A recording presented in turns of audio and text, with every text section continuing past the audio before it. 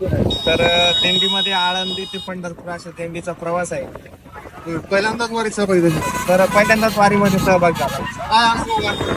तर वारीचा अनुभव एकच आहे की आताची दुनिया ही आळशी होत चाललेली आहे आणि वारीत आल्यानंतर असं वाटलं कुठंतरी म्हणजे जो काही टप्पा आहे 30 किलोमीटरचा 21 किलोमीटरचा 8-10 किलोमीटरचा कुठंही थकवा जाणत नाही. कारण हा थकवा कस काय जाणत नाही त्याचं कारण मेन म्हणजे पांडुरंगाच्या नामस्मरण करताना जे काही वारकरी चालतात तर कुठेही त्या गोष्टीचा थकवा जाणत नाही की आपल्या पायाला कुठंतरी जडवज होतंय आणि आपले पाय गळून गेले असं म्हणजे एनर्जेटिक वाटतंय चालताना. यायच्या आधी काही मनात प्रश्न होते का वारीबाबत?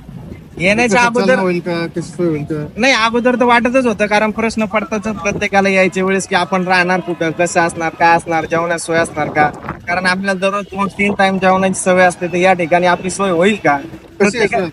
तर मला तर वाटतं की बाबा आता लोक एवढा मोठा सोहळा कुठं नसेल की याच्यामध्ये लाखो लोक सहभागी आहेत आणि या लाखो लोक सहभागीमध्ये एकही माणूस असा उपाशी राहणार नाही अशी सोय या दिंडीमध्ये केली जाते. जोडीनं सहभागी झालीत का? हो माझी दुसरी वेळ आता येते त्याच्यामुळे माझ्या मनात काही प्रश्न नव्हते कारण मी माझ्याकडनं एक कार ते आता माझ्या हसबंड सोबत कसा अनुभव वाटला? वगैरे कधी काढत नाही इकडे आलं तर जास्त नाही काही हिची पहिली पुढच्या वर्षी म्हणजे दरवेळेस आम्ही आता वारीला सहभागी होणार. आम्ही दोघंजण आणि online channel आणि Facebookला monetize आपण. किती Instagram followers? तर Instagram आपलं पहिलं 1 लाख follower.